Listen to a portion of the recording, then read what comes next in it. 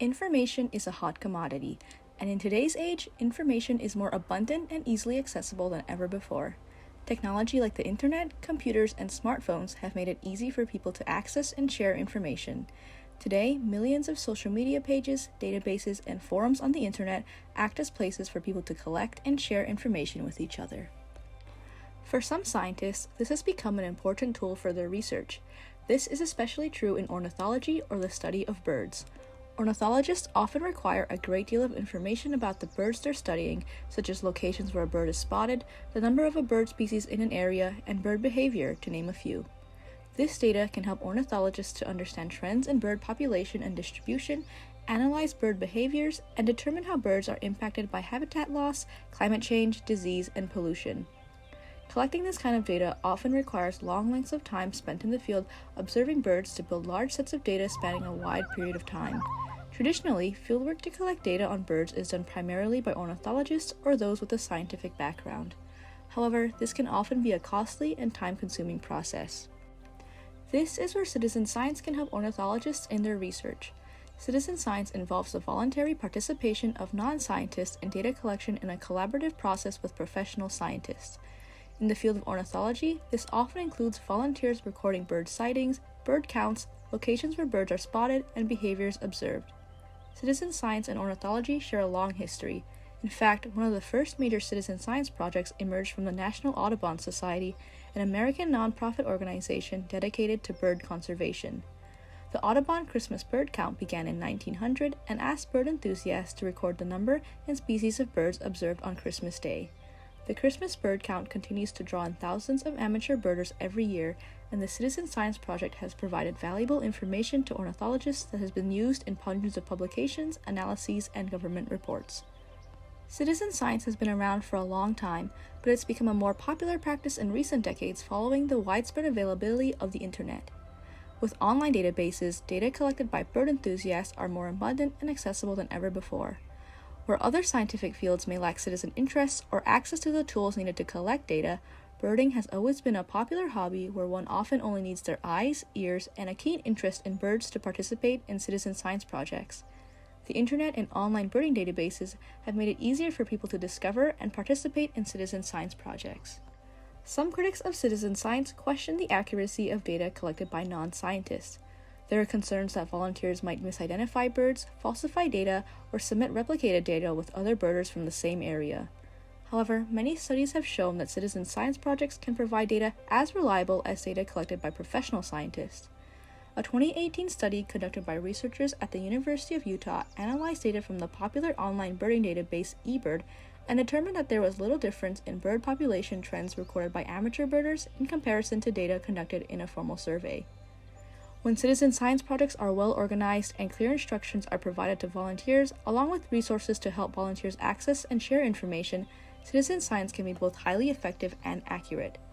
While there are flaws and shortcomings of citizen science, it is a cost-effective method that can be a highly useful tool to facilitate research on a large scale, get citizens involved in science projects and conservation, and build connections between scientists and the public.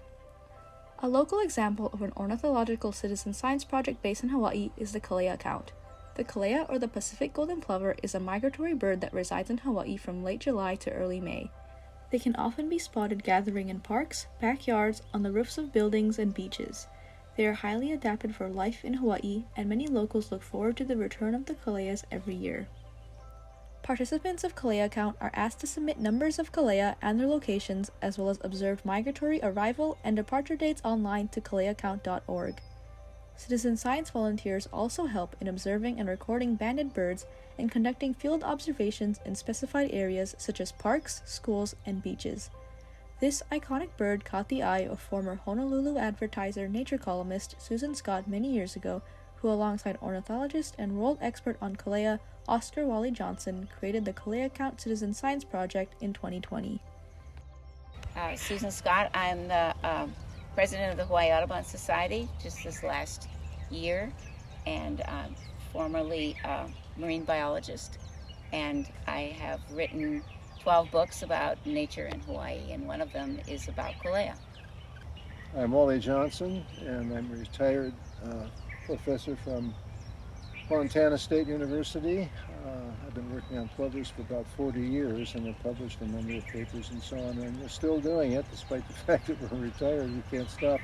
So we're over here in Hawaii, enjoying Hawaii again, and trying to catch some plovers. It's a project with GPS tags and whatnot, and it's just a very, very interesting bird, an amazing bird.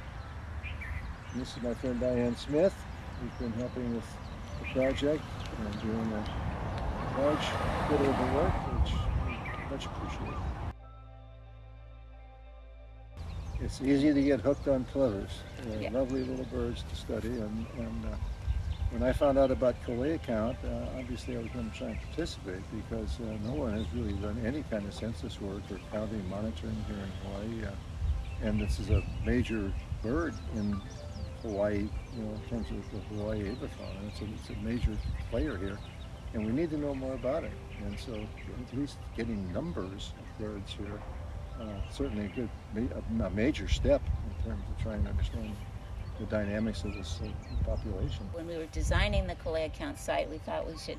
So many people love the birds, and they're so used to people here in Hawaii, which is unusual, that people watch them all season. And so we thought the Kolea count project started as, let's write down some of the observations that we have, because so many people have so many observations, and that's how the Citizen Science Kolea count project was born.